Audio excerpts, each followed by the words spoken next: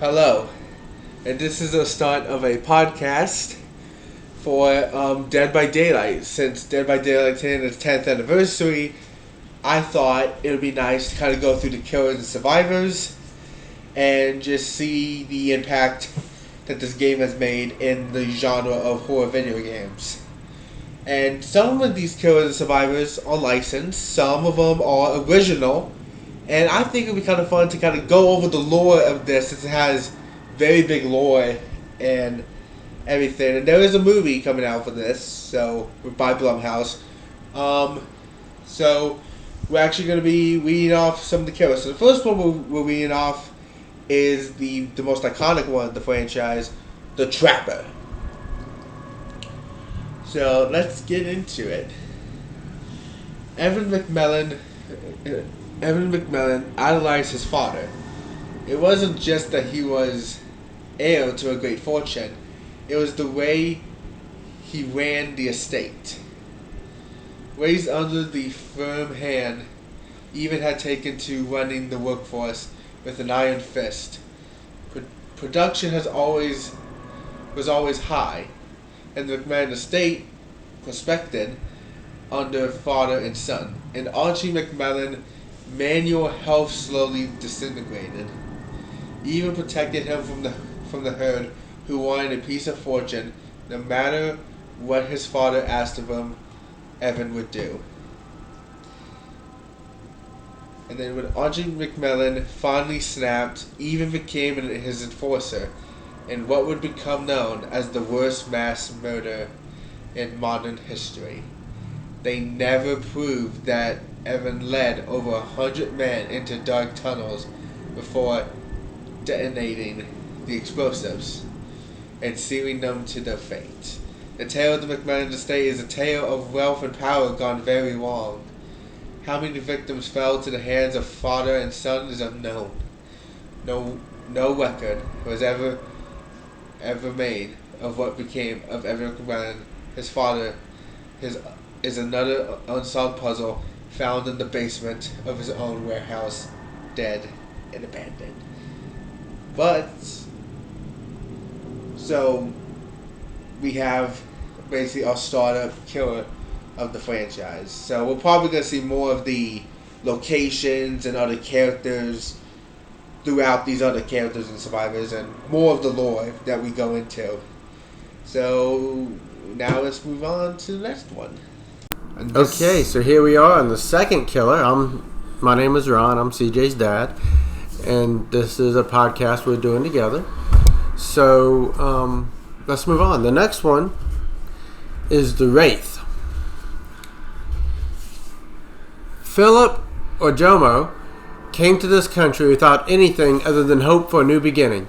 He was happy as he got offered a job at Alterhaven Wreckers, a small scrapyard where bribed cops turned a blind eye on the somewhat shady business that took place.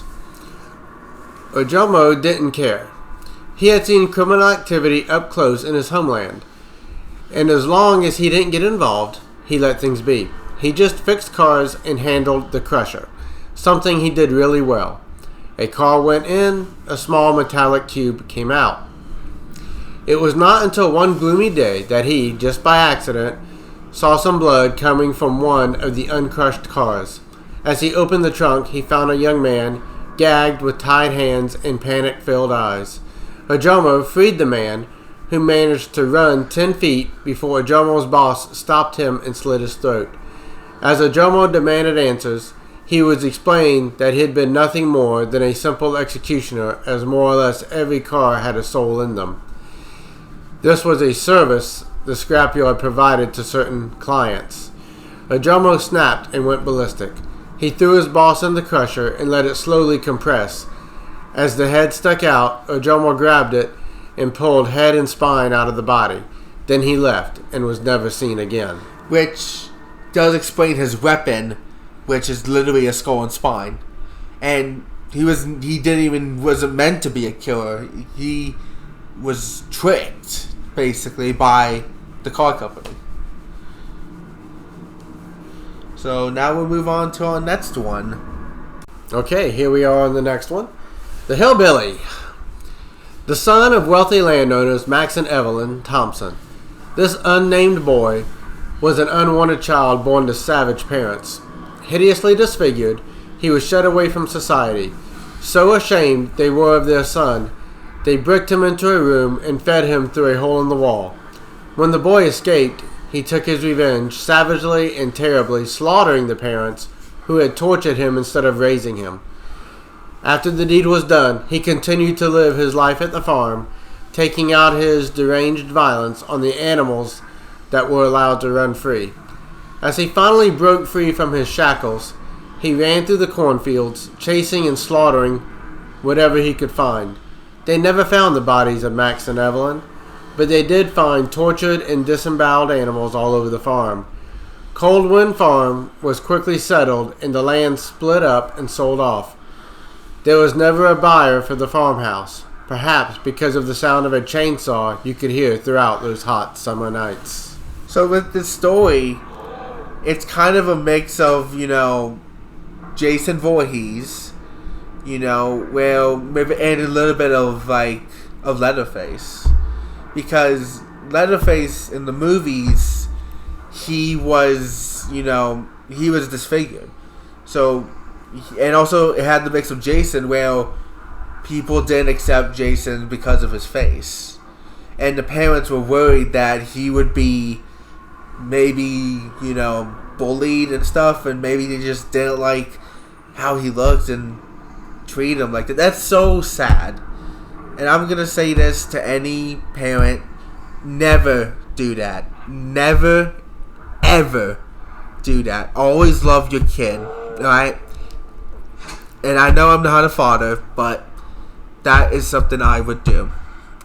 And now, let's move on to the survivors of the series. And now for the first survivor of the game, Dwight Fairfield.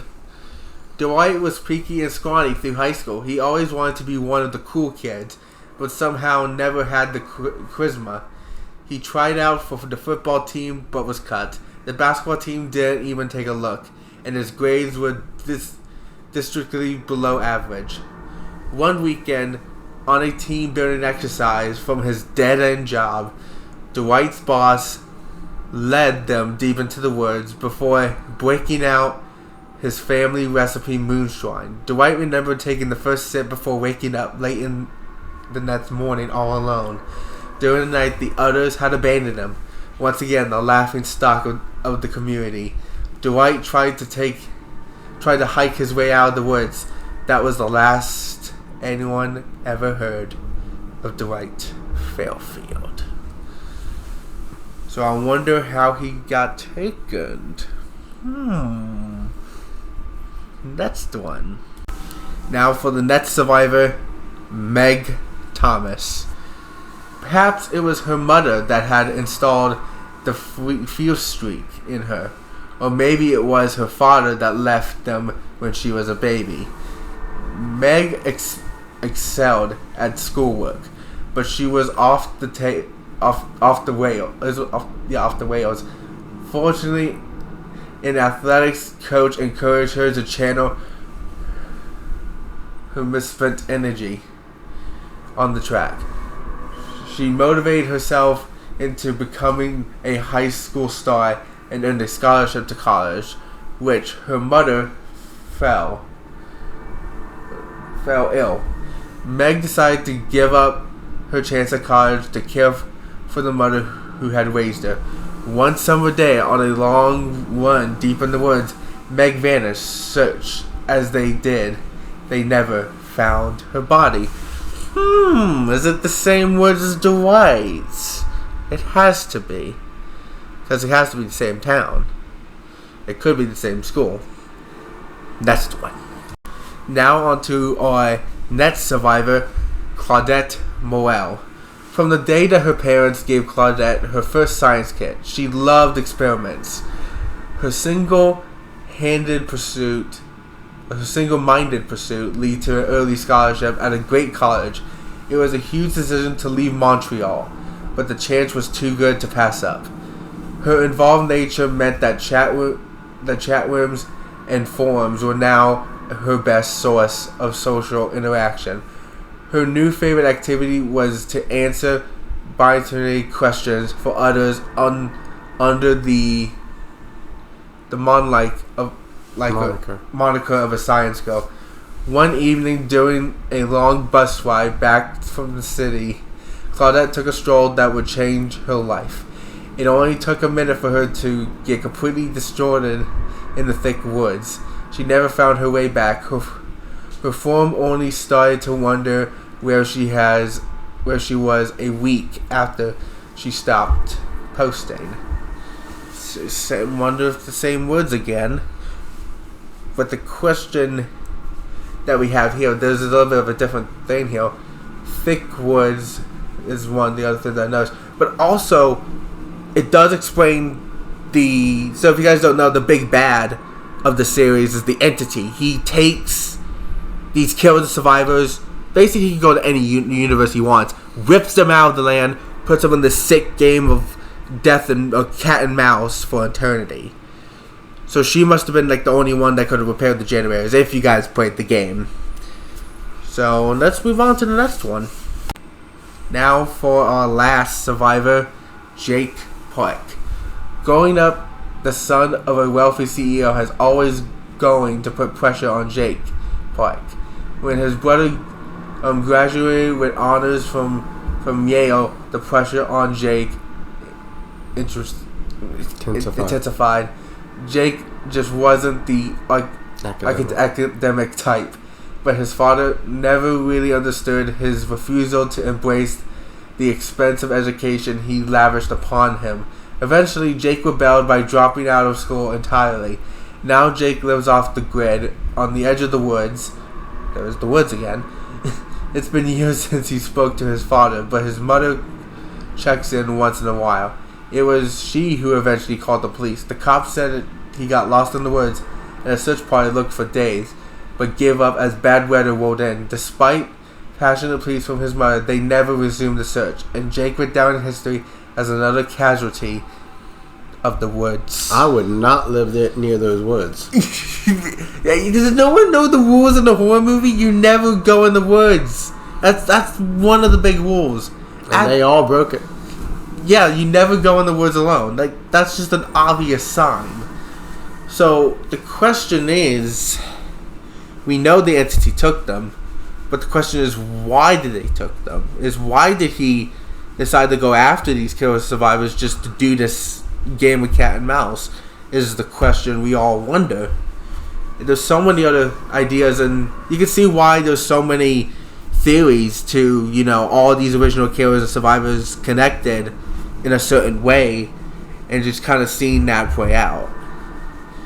And so this will be the first of many of the podcast live streams. So thank you guys for joining us on this. And I know most of you guys are gonna say, "Oh, do the licensed ones, like do Saw, do Nightmare on Elm Street, do Halloween, do Stranger Things, do Chucky."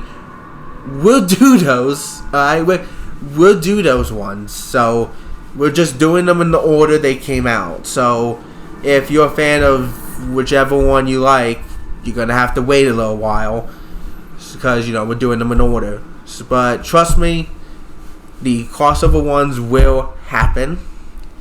So we will see like the collaboration ones and kind of get more of my horror movie knowledge in here for those. So thank you guys for actually tuning into the first podcast, and hopefully we continue doing more of these because I like the horror genre, but I love the superhero genre as well.